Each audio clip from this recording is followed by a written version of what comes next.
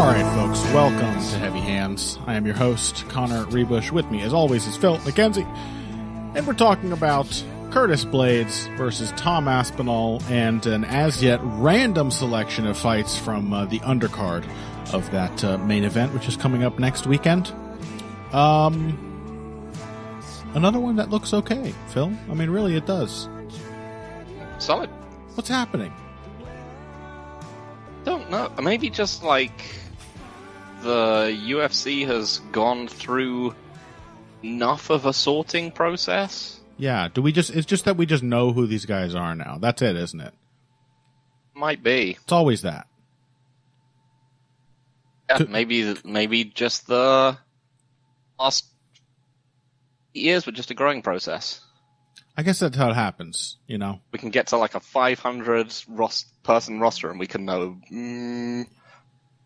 like 60% of them. Yeah, it's about how many people on this card I definitely know. And another 20% that I probably know after I look at them a little closer. I'm like, oh, I remember that. So yeah, not bad. We have just a strange glut here the last month of like really quite solid cards. And this is an especially shocking example because the lineup here is absolutely littered with heavyweights and light heavyweights. Us, Phil, praising a heavyweight main event? Praising a main card featuring 2 light heavyweight fights besides the heavyweight main event? I mean, that really, I mean, if you're gonna have light heavyweight fights, make them light heavyweight fights like this. That's absolutely. Make them guaranteed to be silly. Yeah, and then the heavyweight main event is like actually kind of cool. Yeah, it's a genuine like question and answer main event. I don't even have any reservations about that statement. Usually I'm like, it's actually kind of cool for heavyweight. This is just actually a good main event. So let's talk about it. No further faffing about. Curtis Blaydes, Tom Aspinall. Oh, by the way, later we are going to talk about last week's card, which was fire. It was absolutely thrilling from top to bottom with an incredible anticlimax in the main event. Just completely, nulling out all the long discussion we had about the interesting dynamic there. But we'll get to that later. Let's just jump right in. Curtis Blaydes versus Tom Aspinall, our heavyweight main event. And, why is it good? Because, Aspinall looks like he's kind of the real deal as regards, FC prospects. Especially at heavyweight. Like, he passed his test against Volkov with flying colors. Yeah. And, Curtis Blaydes is like a heavyweight with a genuine skill set. Yeah. That's really all that needs to be said. These are heavyweights who are kind of good fighters. He has a genuine skill set, and he's like a good athlete for the division. He is. It's not like he's got a good skill set, but it took him 80 years to learn it. And now he's falling to pieces like Alistair Overeem. Yeah. No, he probably will. Although, I don't know. You can't tell with heavyweights. He's 31. God knows he's taken some horrific punishment over the course of his short UFC career, but the heavyweights are definitely built different. My general suspicion is that a heavyweight wrestler is going to have his knees fall off. Will probably have a shorter career than most. That's a fair assumption. If you're just relying on your chin the whole time, it does. There is a lot of weight to the idea that volume of punches is much worse than just getting knocked out cold. In the balance. So, Curtis Blaydes, although, to be fair, doesn't get knocked out. So maybe that's the problem. I still have my questions about Tom Aspinall. And I think Curtis Blaydes is like, if he's not going to be a title contender, if he's not going to win the title, he, for as long as his knees remain intact, will be, I think, the supreme gatekeeper of the heavyweight division. Because he's the only one who's, actually really quite good at wrestling. Passable enough at everything else. Hits hard enough to do heavyweight stuff. Eats a shot better than practically anyone else in the division. He is a It's a huge step up in so many ways for Tom Aspinall. I mean, so for like Cyril Gane, yeah, you got to beat Volkov and go straight into a title shot. Right. Like, you can probably do the wrestling thing. No one really cares. There's only one in the division. You don't have to fight him, and then off you go. And then Francis Ngannou probably got out wrestled by Francis Ngannou. Yeah, exactly. Whereas Aspinall is basically having to answer both the gatekeeper tests. Yeah. Yeah, and who knows? I mean, if Cyril Gane had fought Curtis Blaydes, maybe he would have lost. That it really is the feeling of when one of these prospects runs up against Tom Aspinall. I know there's a small subsection of our viewership on YouTube, by the way, who absolutely hates that we apparently mispronounce Daukaus. I guess it's got a different pronunciation. In fact, I know the correct pronunciation, but now, you know me, Phil. Now that I know that there's a bunch of people who are apparently so invested in the Daukaus bros, that they would just get steamed up about it being mispronounced. But anyway, Dorcas. Shh, don't. We're supposed to not give them the pleasure of admitting that we know the correct pronunciation. They want him to have the name, which sounds like an insult. Okay, fine. Yeah. What a Daukaus this guy is. Chris Daukaus is not much of a prospect. I think we evaluated that pretty correctly. But even so, you get an idea that that there's just no obvious holes in Curtis Blaydes' game that you can take advantage of. He doesn't wilt, and he always has the wrestling, and he's got stamina. I don't know. I still, I remember us disagreeing about this, a bit, that, I'm still a little concerned about what we saw from Tom Aspinall after he initially failed to finish Andrei Arlovsky. He didn't fall apart. I think we see time and again that, he really does have, a fighter's mentality. He's tough. He's willing to take shots back. He's willing to be creative even after he gets tired. But there's gotta be a limit. And Curtis Blaydes might be that limit. He can push your stamina like no other heavyweight can. So very true. That's my biggest concern. So we did say that about Volkov. That's what Volkov does. Yeah, but you know what I mean. Admittedly, there was no pushing in that fight because Aspinall just wiped him out. Yeah. And, maybe he wipes out Curtis Blaydes. I mean, I say he never gets knocked out. Ngannou knocks him out. Maybe Aspinall can knock him out like Ngannou. But if he can't, Curtis Blaydes, that wrestling is such a potent mid to late fight weapon in the heavyweight division. No one else has it like Curtis Blaydes does. And in every other division, that is the thing I default to. It's one of my rules of thumb, that if I'm expecting to see two guys get tired, and God knows I am because it's a heavyweight fight, then I'm going to lean towards the wrestler, because that is just such a great thing to have in your pocket when you're exhausted, is the ability to take down your equally exhausted opponent and just hold them. It's a huge advantage.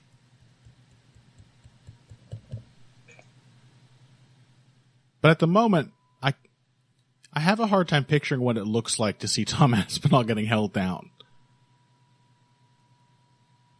That's the trouble with how good he's looked in his short fights.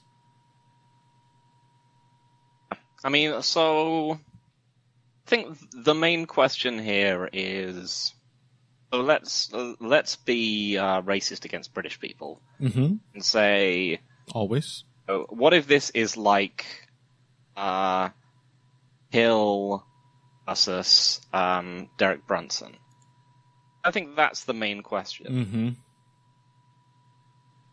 to ask. Is Aspinall's responses to aggressive engagements? At least against Volkov, for example, he's pretty good at keeping the front foot. Yeah. You still do see a fair bit of him jumping directly backwards out of range.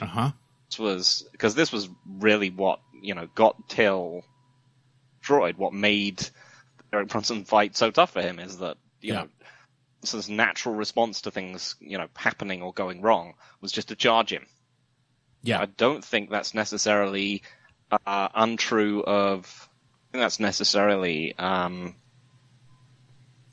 like untrue of Blades as well. I think he's someone who will also like this kind of charge when stuff is going wrong for him. Yeah. I think that's a great comparison. I mean, the thing with that fight was this weird sense of inevitability that, like, if both guys are going to be reduced to essentially their panic reactions, and one guy's panic reaction is just going to work, right? Like, how else could that fight have gone? In retrospect, that's how Brunson Till felt. How else could that have gone? Because literally the act of starting to win got the winning response out of his opponent. So the other interesting thing is, Aspinall has been mostly outstriking people and knocking them out and so on, but how much of an all-rounder is he in terms of... Offensively, very much an all-rounder.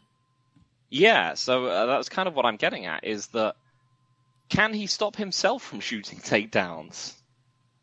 Admittely, it might not be the worst idea. I don't know, but interesting. He's idea, also he shoots takedowns on pretty much everyone he fights. Yeah. That's obviously how he won the Arlovsky fight. I mean, it's how he beat Volkov. Yeah. He apparently came from a grappling background and has only sort of worked the hands into his game later, as far as I'm aware. Mm-hmm. I think he is very much in the, he's someone who I think wants to have all parts of his game clicking, which works to his benefit when it comes to keeping people off balance, but also might not when if he's up against just a quite defined specialist. Yeah. Yeah, I don't know, man. For the moment, I just cannot help myself leaning Curtis Blades. And it's not really for any concrete reason. It's for an absence of reasons not to pick Curtis Blades. I mean, that's how we picked the Volkov fight. Yeah. Just we haven't seen him deal with it until we've seen him deal with it. I mean, that's what makes it such a great fight. Because if he wins this, he is absolutely, he's incredibly legit. Yes, 100% title shot, guaranteed. That's why it's half the reason it's such a good fight and it's not impossible to picture it happening. But he would have to. How many times do we make this fucking pick? For the love of God, we made this pick with Fiziev RDA. Like, it's always a coin flip. I don't think there's any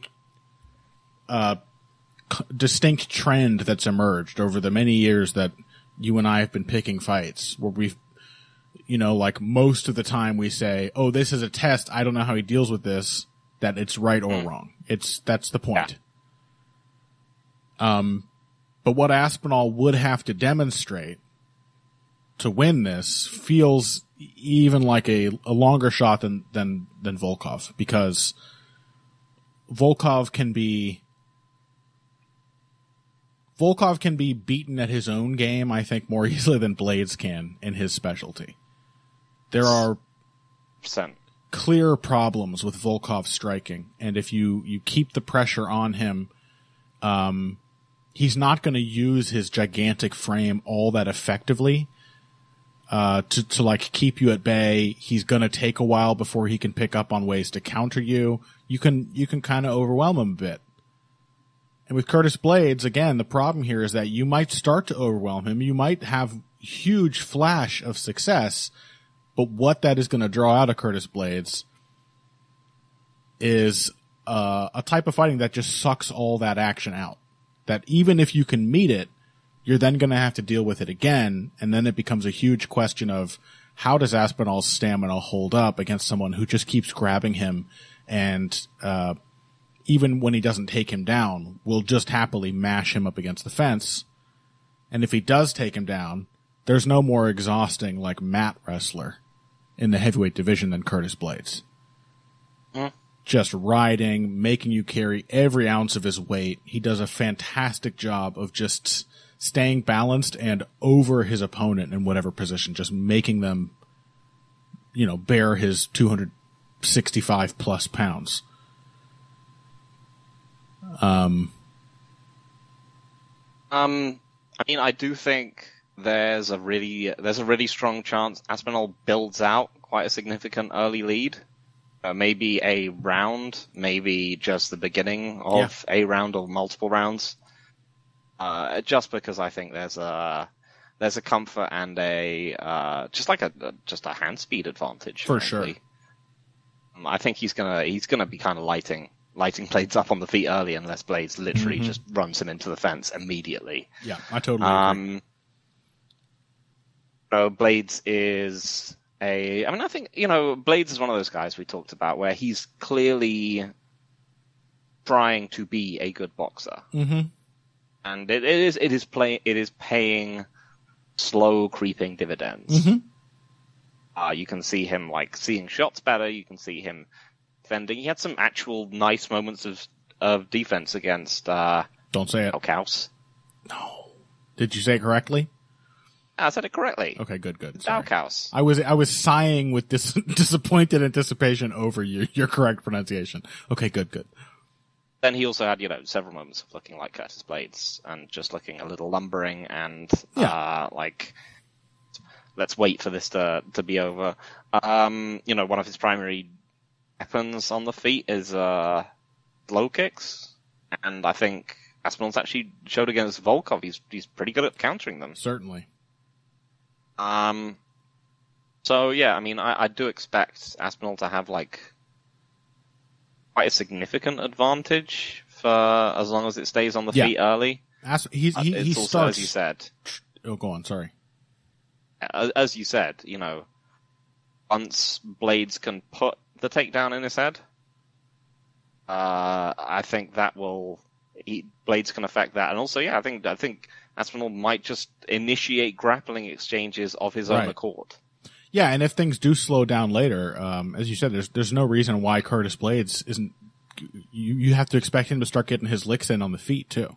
It's not like a complete wash there. He can hang. He can be surprising. He is a good athlete, so he'll have surprisingly quick counters that come out now and then.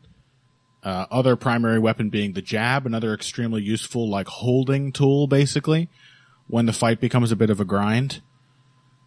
Yeah. Yeah, I mean, Aspinall, you have to give him credit. It's not like Dalkaus running up the ladder and just shocking people with speed. No. And he starts tremendously hot in fights. And it's because it's more like watching, remember Edmund Shabazian, who's now feels like he's completely washed out, but it feels more like that, where he just has a few really reliable patterns. He's got the speed to pull them off. He's super confident, and he will just step out on the edge of range, jab, expect some lumbering heavyweight counter to come back. He'll slip that and come in with a right hand. There's this feeling of pressure and preparation in Aspinall in the beginning of a fight. But he would have to finish Curtis Blades, I think, for that to be enough to win. Or really, really severely compromise him, because we know what he's going to get back the moment he starts to take over in that way. I have to pick Curtis Blades. He's gonna, he can lose up to the point that he starts wrestling, and then it's a huge question that doesn't even have to be answered immediately. Because there's every reason to think that Aspinall will get a sloppy shot at Blades, and we'll just stuff it. Is he going to keep stuffing them? Is the question. And if you have an arc like Rafael Fiziev did against RDA at heavyweight, is that tenable? Can you afford to keep shucking takedowns off, and then at some point you still slow down, and then you have a heavyweight on top of you? I don't know. This is one more so than Volkov even, that I have to see it before I could pick it. And I don't think it's impossible, but the wrestling is too big a deal. There's a reason I think Curtis Blades is just so well positioned to sort of hold the gates at heavyweight.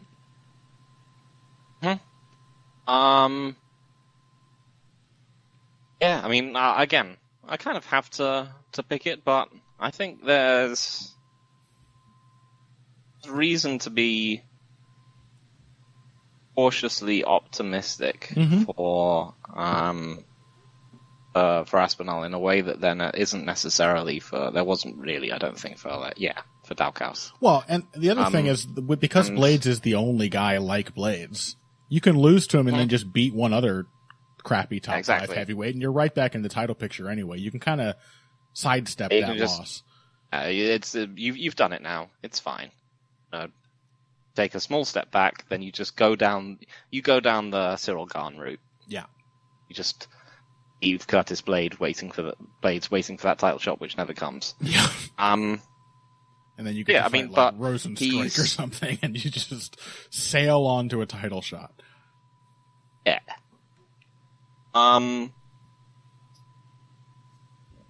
Like pressure.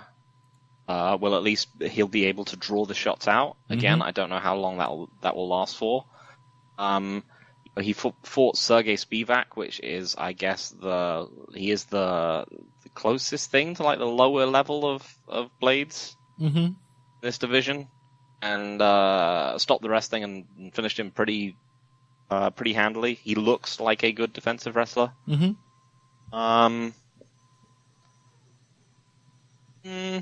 You know what? Why not? I'll pick Aspinall. Just because, against Dorcas, Blades, give it to them, it's spent lots of time on the feet.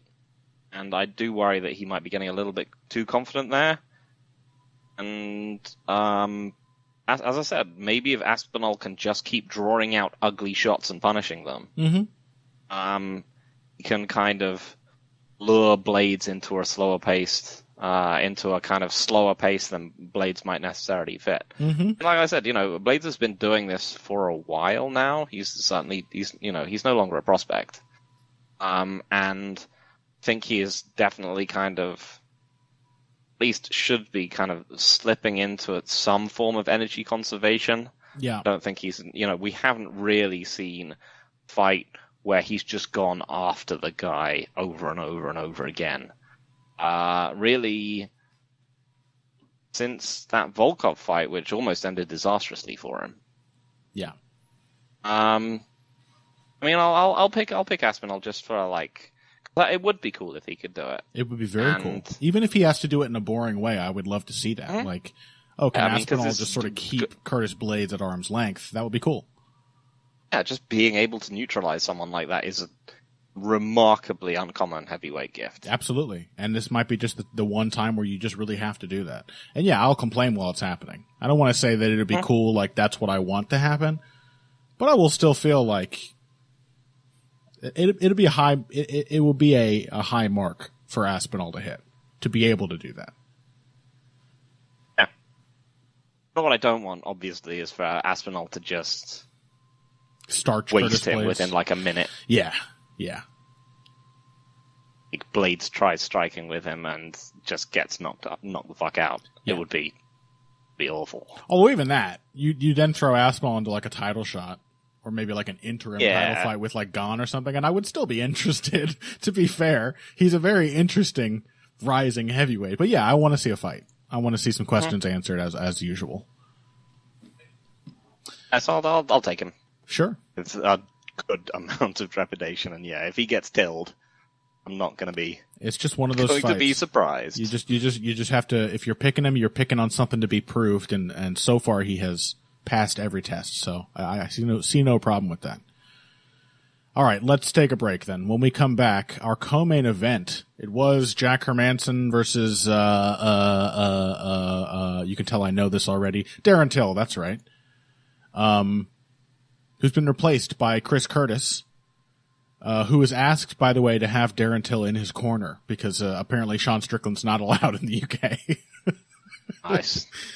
So Chris Curtis stepping in, I think, on like 3 or 4 weeks' notice after his last fight, which he looked so incredibly impressive in, dealing with a. Yeah, anyway, we'll talk about it after this. It's a good short notice matchup. I think it's very interesting. After this break. Hey everybody, thanks for listening to this week's Heavy Hands. If you like what you hear, please consider pledging to support the podcast on Patreon. Patreon is basically continuous crowdfunding. You sign up to contribute a certain amount per month to help us with production costs and the like, and in return you get rewards ranging from a mention on the Heavy Hands website to a question or topic of your choice being discussed on the show. We have a lot more in the works to reward you for your help, and we appreciate every contribution. No amount is too small. Just head over to patreon.com and find how you can help out, the only show dedicated to the finer points of face punching.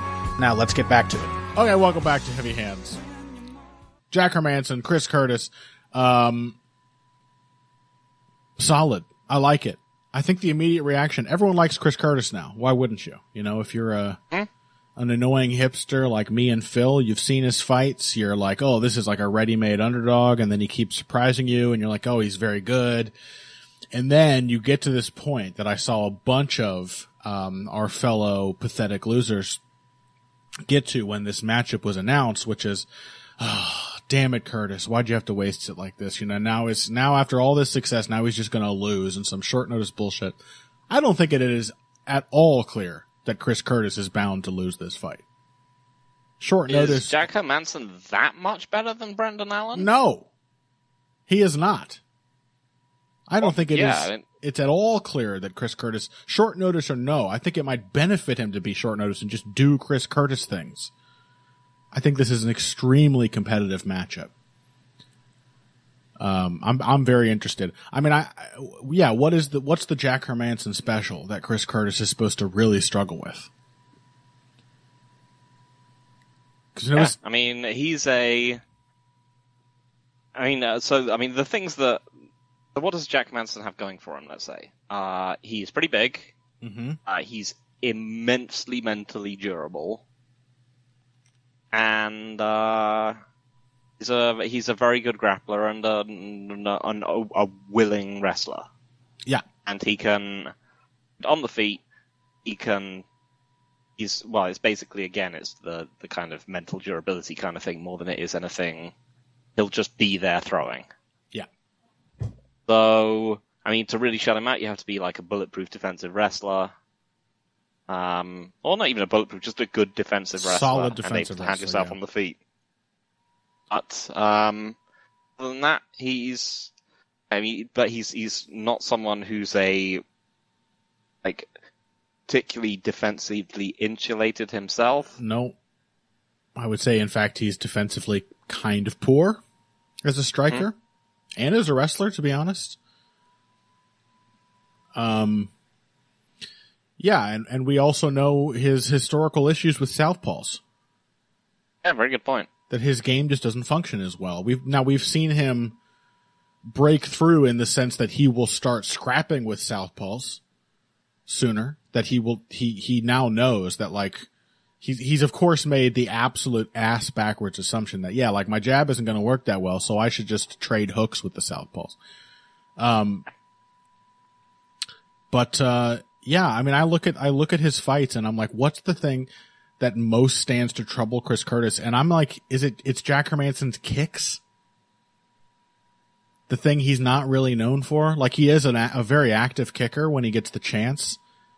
I can see just a steady diet of head kicks and body kicks being a problem for stocky little Chris Curtis, especially if he isn't constantly pressuring enough, although I suspect this is one of those fights like Brendan Allen where Curtis will want to pressure and will fight pretty aggressively.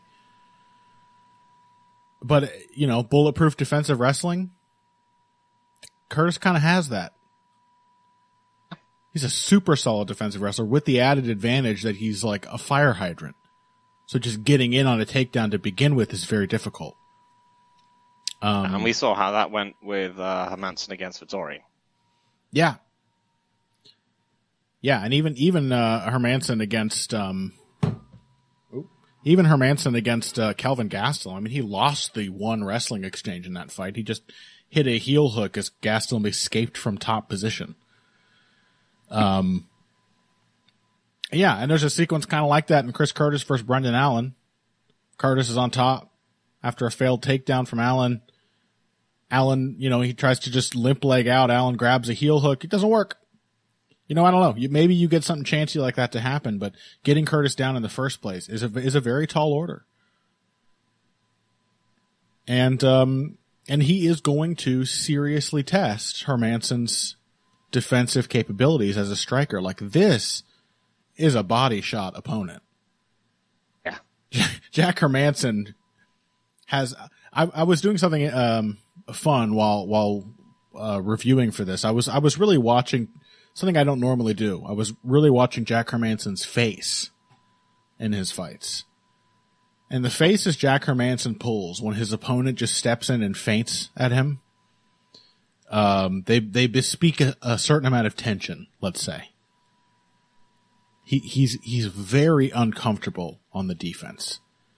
And he will just duck, like flinching, barely looking at his opponent, off to one side. He'll duck straight down.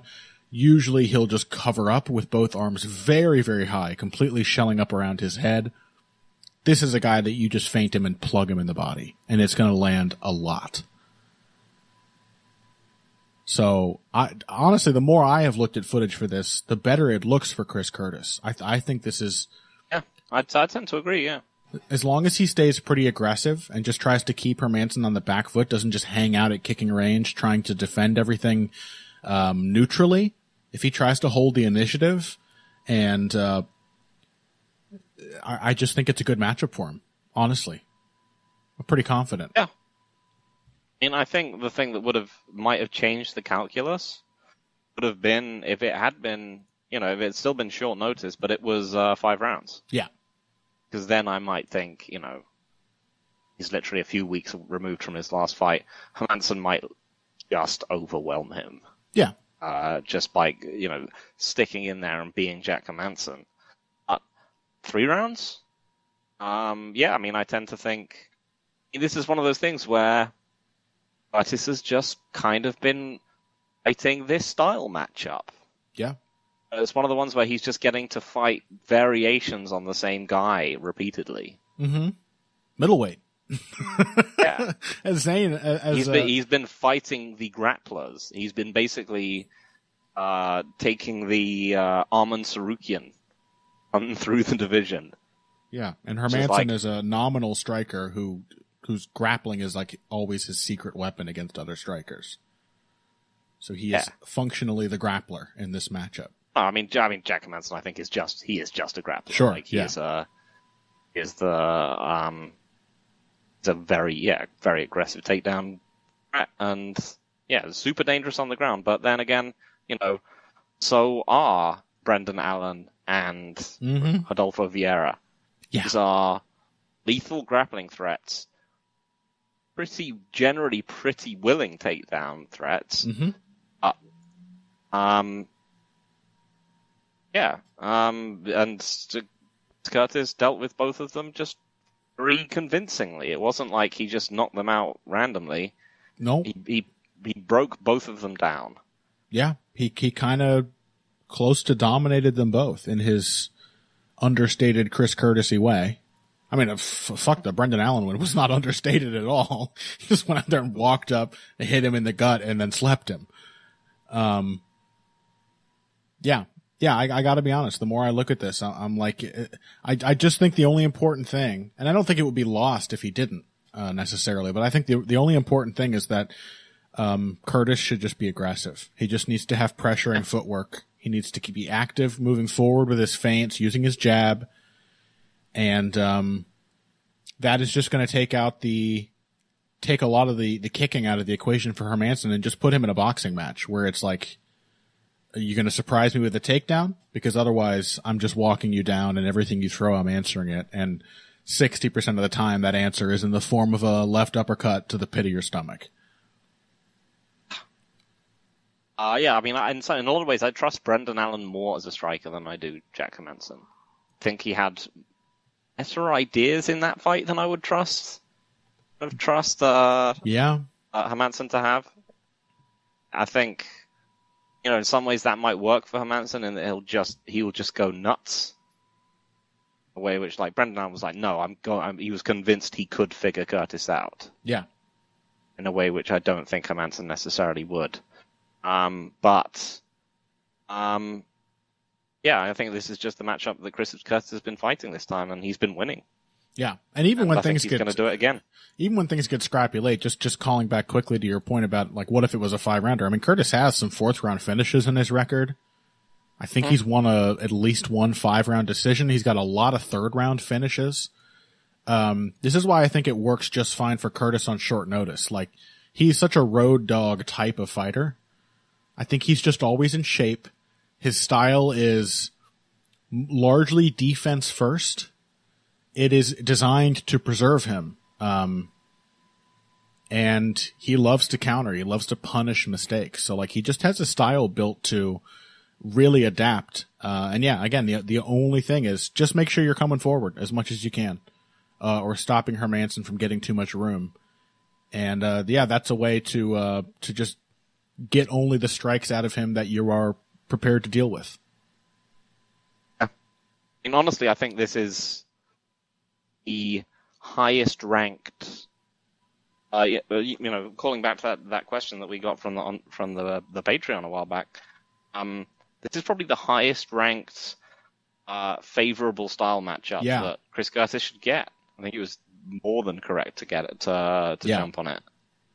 Yeah, one of Zane's things is about middleweight is that it's the division where you can just be pretty good at one thing and you just somehow get all the right matchups all the way up the ranks, where doing your one thing just keeps working.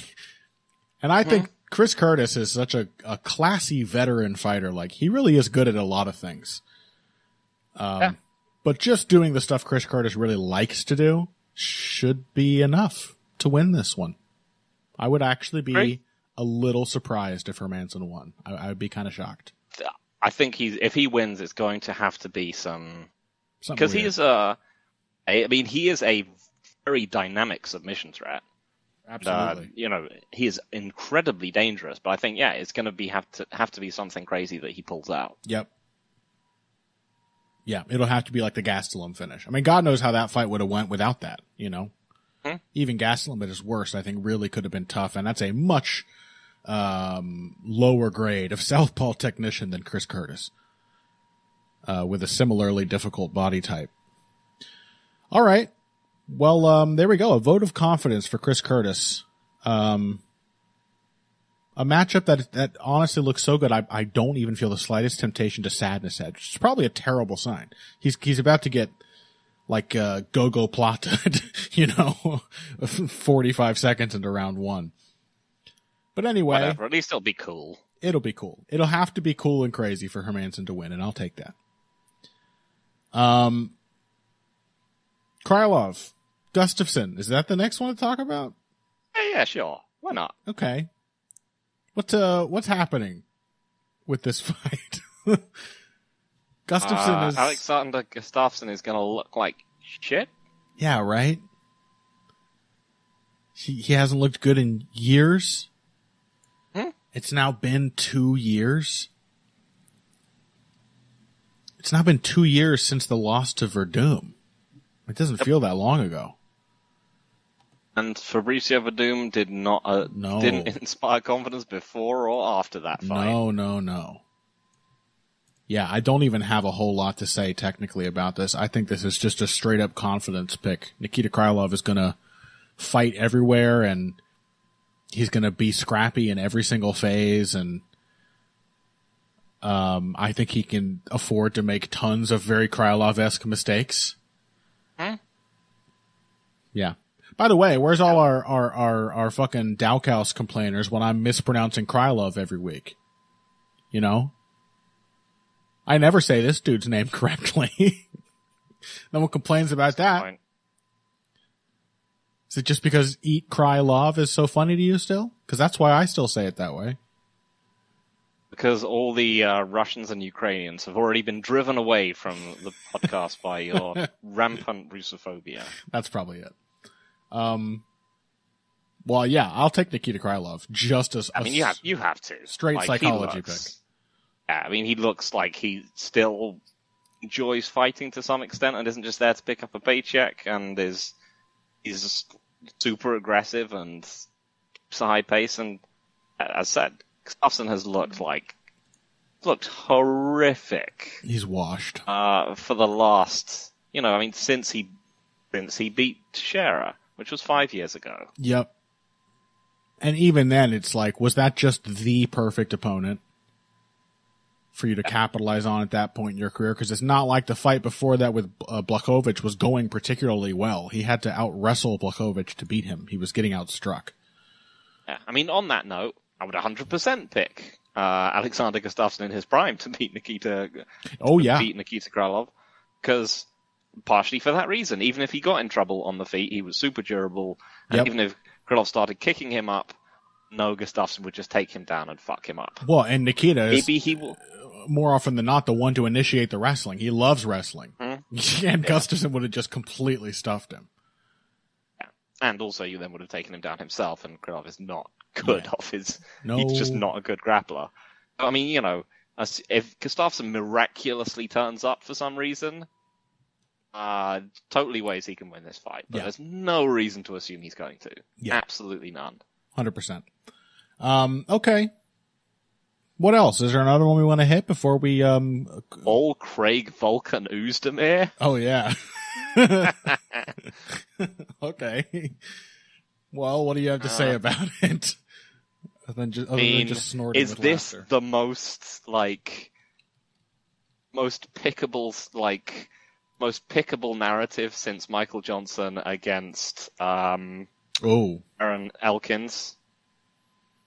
It might be. Lay it out for me. What do you strongly expect to happen?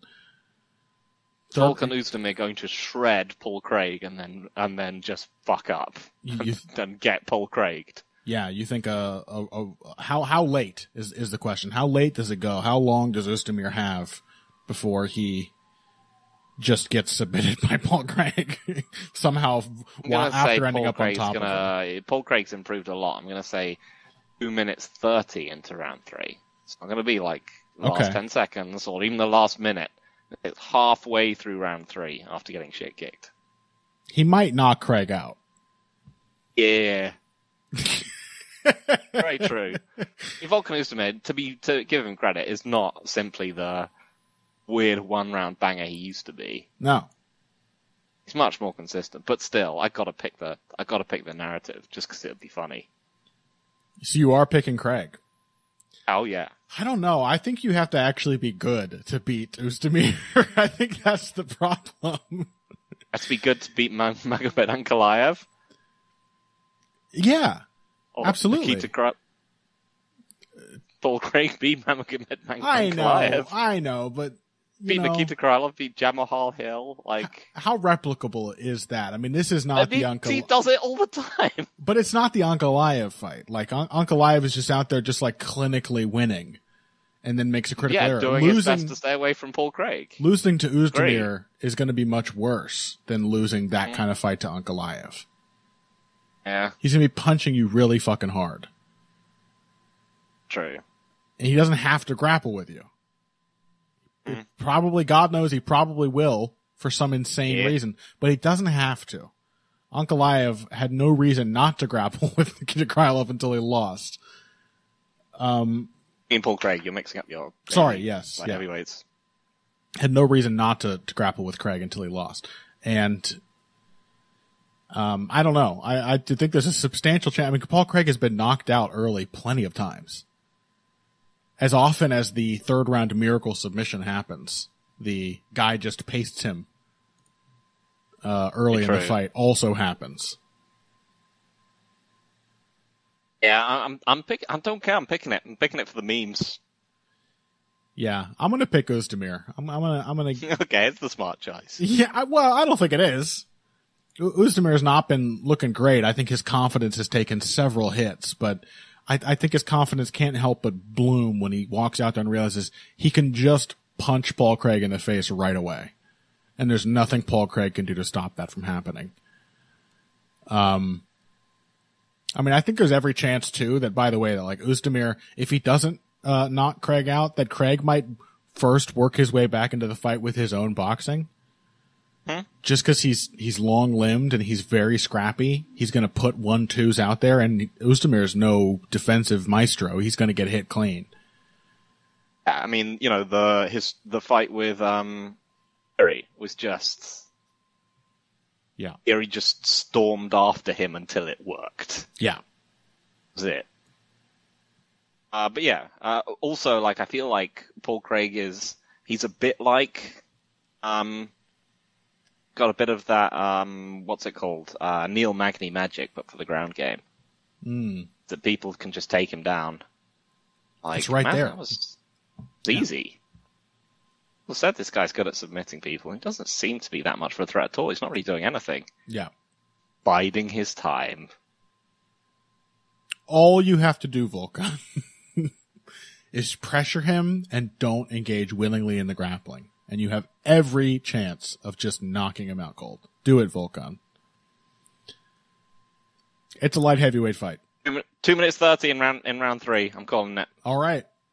If it's 1 second over, triangle armbar.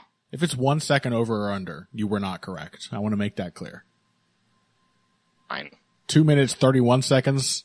Sorry, dumbass. No, I'm accepting it. I'll accept it. Okay. Well, there you go. Somehow we have looked at a fight night card. We've talked about exclusively heavyweight, middleweight, and light heavyweight fights. And we haven't even been upset about it even once. Even when they look really stupid, they're very interesting. And, again, I gotta reiterate, I'm really gunning for Chris Curtis. I think a breakthrough win is on the cards here for one of the nicest guys in the division who somehow still maintains a friendship with Sean Strickland. So, solid card. I'm very much looking forward to it. Let's take a break. When we come back, there is do we have to say Paddy Pimblett championship run win? Yeah. I'm probably going to pick Jordan Levitt. Why not? Paddy Pimblett champion by 2024? Is that too soon? I'm gonna pick Jordan Levitt. I'm gonna go out there. Why not? He's just a good grappler. He's a decent athlete. Someone's gotta make Paddy Pimblett look as not good as he appears to be. I think they're just gonna regret not making that Tony Ferguson fight. You know, it'd be really funny if Paddy Pimblett weighed in like 50 pounds over the limit. If he just came in being between camps, Paddy Pimblett. Yeah, if he just did the whole Rumble Johnson thing, it just turns up. Didn't even try. Yeah. Just fried fish grease still coating his lips and chin. Like, that would be really good. If that happens, he offers him a catch weight, and it has to be at like middleweight. If that happens, I'm gonna pick Jordan Levitt with you. I'll pick him on the Vivi. I will immediately disavow both picks if I see the weigh-ins on Friday and Paddy Pimblett is, 194 pounds. Do it, Paddy. Okay. Let's take a break. When we come back, a lot to talk about. There's no doubt going to be a bonus episode squeezed out of this, cause there is a lot to cover from last week's top to bottom, very exciting, interesting, diverse, and ultimately somehow still disappointing card. Ortega, Rodriguez, and all of the actual fights that happened after this. Financial support is fantastic, but there are other, even easier ways to support Heavy Hands. Perhaps the best is by spreading the word. We know our fan base. You're all cool, popular people with serious social media presences. You're tastemakers and trendsetters. Okay, there are one or two of you that don't fit that description. You know who you are, but no matter what, you can always help us out by telling folks about the show. And you can also give us a positive rating and review on iTunes and Stitcher, things like that. We rely on word of mouth and positive feedback to grow and improve, so thank you very much for your time and your help. Now, back to the show. Okay, welcome back to Heavy Hands. We go from looking forward, Phil, as always, to looking backwards at our big, plump, juicy podcasting asses.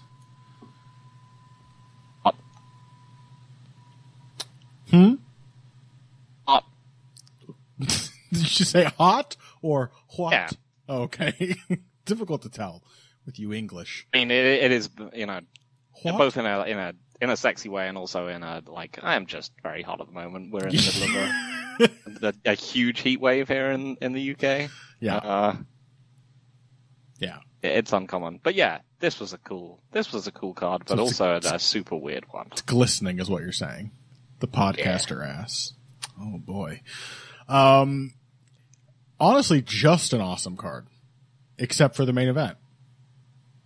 It was great. It was a supremely entertaining night of fights. Even fights that seemed like they had a strong chance of being uninteresting. Like, I would say maybe, I didn't actually expect it to be, but if you had to pick one, like, maybe you'd think, is Lauren Murphy, Miesha Tate going to be any good? It was good. Mm-hmm. Yeah. Good fight. Very scrappy. I love seeing Lauren Murphy just continue to improve and get another grimy win even after her title fight defeat. Like, yeah, top to bottom. Very, very solid. Speaking of top, not that kind. Let's talk about Rodriguez Ortega, the ultimate disappointment at the end of this thrilling night of fights. Is there anything to say? I mean, everyone else, Phil, wants to have this discussion. I can't tell you how uninterested I was. And this is nothing against the people who like tweeted me and stuff after, but they were like, am I crazy for thinking, that's a legit submission for Yair Rodriguez? Like, this discussion was floating around and I could not care less. Mm. Yeah. Like, I mean, like, if you want to think that, whatever. Feel free. Also, if you don't want to think that, you can also feel free. I mean, exactly. Inconsequential. It was a submission technique. Is a submission technique meant to do that? No. It's the outcome happen as a result of that submission technique anyway? Yes. Sure. Yeah. Fine. Do you record Damian Maia defeats Dong Hyun Kim by rib crush submission? No. It is what it is. MMA is just weird sometimes. Yeah. It's just that's just as far as it goes. Sometimes people's bodies fall apart and it's maybe a second order effect of a technique rather than the first order one, but it's really just a semantic debate, and as most semantic debates are, is super boring. Yes, that is exactly how I feel. And then also it is apparently, it's a recurring injury for Brian Ortega.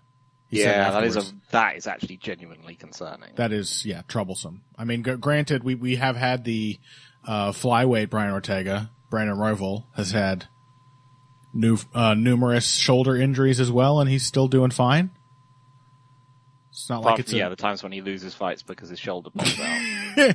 The thing is, not like an instant career ender per se, but it apparently will be if he has to have surgery, his third shoulder surgery. Yeah. And I'm not even sure if it's all been the same shoulder. So, yeah, it is what it is. Anything to take away from the fight up to that point, or should we move on?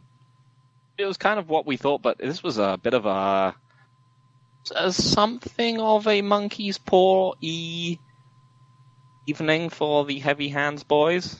We were like, well, Yair is going to be tuning Brian Ortega up because he's faster and, works at a pace and range that Ortega is kind of uncomfortable with until something weird happens. Yeah.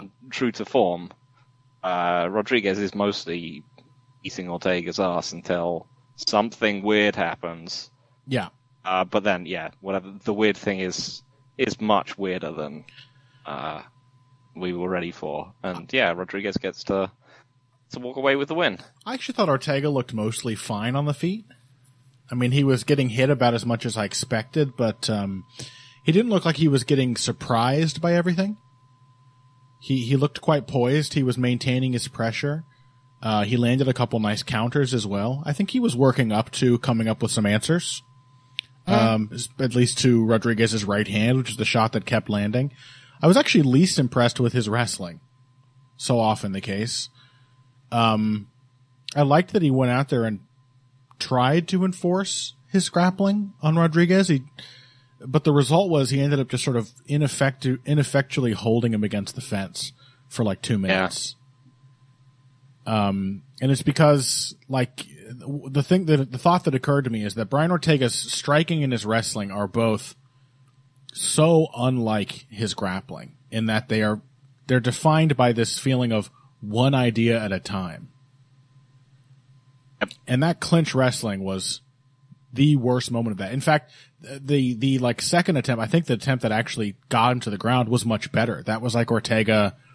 I think he I think he pressured Rodriguez up to the fence, was, defending, getting hit some, but then he came in and countered. I think he shifted and rolled under the recounter from Rodriguez and shot in off of that. That was a nice sequence of, Ortega actually stringing ideas together. When he was stuck in the clinch, it was one takedown attempt at a time. And when it didn't work, he would just have to go back to the thinking phase. That was fairly uninspired, but I thought it was all going more or less kind of the way I expected. Yeah, it was really, it wasn't much for all the surprises, to be honest, apart from the ending. Yep. The worst kind of surprise. Monkey's paw, as you say. So, how else do we do this? Do we run down in reverse order, or do we talk about the best one first? You got to talk about the best one first, right? Yeah. In fact, let's just go ahead and say that, very impressive as they were, Lemos, Watterson, Leach, Salikov. Again, this fight is littered with good fights. Let's say those are going to be prelims, because I want to talk about Matt Schnell, Sumudaerji, of course. And if we have time, which we may not, the next one, the one I want to talk about most after that is actually Burgos Jourdain. Oh yeah, that's the most interesting one after Schnell, Sumudaerji. Schnell, Sumudaerji was just the greatest comeback of all time. I'm not even sure how much there is to say about it technically, but it was up there on some Tim Boach, Yushin Okami level. It wasn't quite the duration of shutout that Boach endured, which is so impressive about that legendary comeback, but it was absolute crushing domination, for 3 minutes straight, with Sumudaerji just being completely incapable of missing and incapable of not hurting Matt Schnell with every shot he landed. Even when they had to trade, his shot was the one that actually did the damage. Matt Schnell is very tough, man. I know he can be knocked out. He maybe doesn't have a great chin. But as if we needed a reminder, mental durability. We know the guy's response to getting hurt is to fight. And this was a tremendous example of that, where his response was to get into a brawl that was just completely not working for a minute and a half straight. This was one of the best things I've ever seen in MMA. Yeah. Honestly. I was mentioning this to Capoza after the fight. He was because Capoza put together a highlight reel of what happened in this fight. This second round, honestly, it might be one of the best rounds of. It might be the best round I've ever seen in MMA. Yeah. If you wanted to show it to someone and be look at this crazy ass shit and all the stuff that can happen in this sport. Yeah. Tons of best round candidates that people come up with are just hideous wars. Yeah. They're just Daily Diaz or Condit, Lawler, round 5. Brown Arlovsky, great 1-round fight.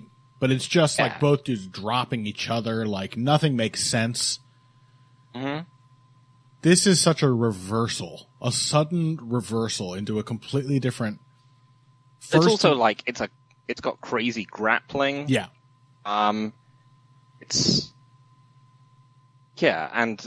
You just cannot believe that Matt Schnell is still there. Mm-hmm.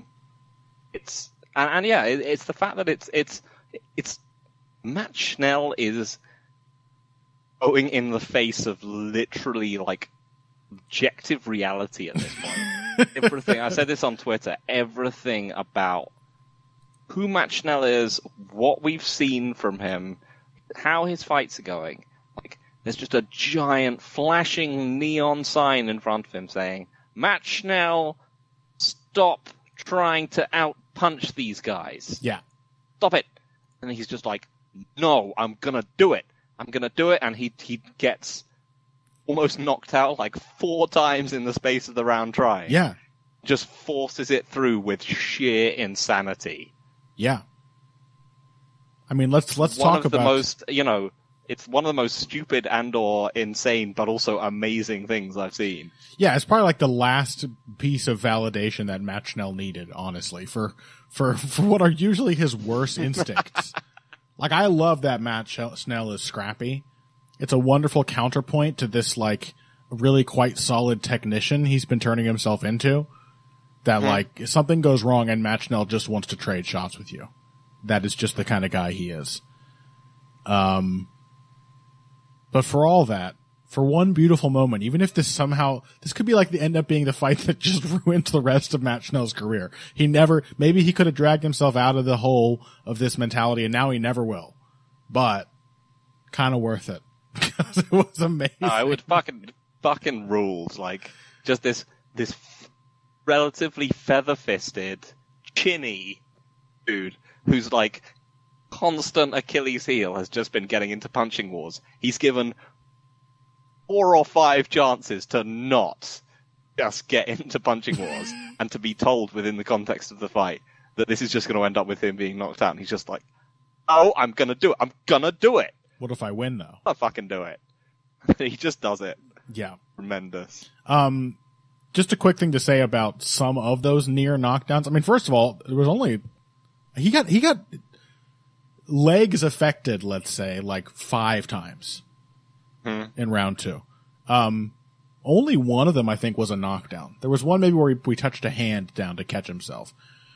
But the coolest ones by far, so 2 knockdowns if you count the hand touching. One where he fell to guard, one where he dropped to a hand. The elbows Sumidarji was landing were awesome. Yes, they were. They were sweet. I love those kinds of setups. So you just walk out, the opponent is defensive, so they put their guard up. You just grab their guard. It's such a counterintuitive way to approach a striking exchange from a, like, boxing mindset. That clearly Matt Schnell, who has been putting all this effort into his boxing, and, you know, when he was coming back, was throwing some nice boxing combinations. I mean, even before the big right hand that hurt Sumidarji was like a slip uppercut left hook. Very quick, very tight. But those elbows, I think, really threw him, even after the straight shots landed and hurt him, because it just doesn't make sense to a boxing mindset. You're not just supposed to walk into range and grab my hands and then just use that grip to leverage into a crushing elbow. But it surprised him like 4 times in a row and seemed to hurt him every time it landed. Cool technique by Sumidarji, and you can't even, I mean, what can you say to the guy? Like, this wasn't supposed to happen. Keep doing what you're doing. You can't fault him for any of that. No, just keep... Again, you know, any great round has, you know, has 2 people in it. It wasn't a highlight reel finished. It was Sumidarji just fucking him up for most of it. Yeah. And Matt Schnell in his post-fight interview said, I think he got tired whooping my ass. I think he's right. Yeah. Oh, yeah. And he had every reason to spend a little too much energy, because that was a knockout. Just the only person who didn't know that was Matt Schnell. Yeah. That's the thing. He must have been the only person who was just thinking, I'm gonna win. I'm gonna get this guy. Yeah. Any minute now. Maybe not after the 3rd time he's badly rocked me. Maybe not after the 4th time. And all the losses. After the 5th time. And all the losses prior to this night, where it hasn't worked out. I'm still pretty sure I'm going to survive and get this guy. And the other times were just the other guy getting lucky. Yeah, right, obviously. Also, it was cool that it was a one of 2 reverse triangles that Matt Schnell slapped on in this fight. I know the triangle is his submission, but I always like seeing weird variations on it. And I mean, as I said, like, this fight had it had awesome grappling. It had like an omoplata slam. Yeah. Which didn't work. Like, omoplata, which Sumidarji slammed him. I mean, that was probably one of the dumber things he did in the fight. And even that, you're like, okay, why not? You're strong enough to just haul this dude into the air, see if it works. Amazing. Really incredible fight. Okay, I say that we actually just call it there. And we are going to cover a ton of other good fights in a bonus episode for our Patreon. Which I will say once again is one of the 2 that will be coming out before the end of the month. Still not entirely sure what that 3rd piece of makeup bonus content is going to be, but there will be another one before the month ends. But anyway, let's sign off, Phil, and we can get to talking about the rest of this card, which you, dear listener, can find over on our Patreon, patreon.com/heavyhands. It's just $3. Okay. Find Phil on Twitter, especially Phil, at Evil Greg Jackson. Phil, by the way, who won a local Tekken tournament this week. Congratulations, Phil. Let's get some. Let's get hearts. Thinking for Phil. about it, why am I Evil Greg Jackson? Because you are the sport rumor. Why me? You told both Jesse Jess and Shane Burgos that they should just wrestle. It's your fault. Yeah, okay. Anyway, Shane Burgos discussion. They're coming up soon on our Patreon. Find him at Evil Greg Jackson. Find me at Boxing Bush BUSCH. That's it. We'll talk to you next week. Oh, by the way, it's Pena Nunes too. So hell yes. We will have a very fun time discussing that one next week and wrapping our heads around all the complexities of how this scintillating championship fight might play out. We look forward to having you back then, and until then, if you came here today for the finer points of face punching, you came to the right place. This has been Heavy Hands.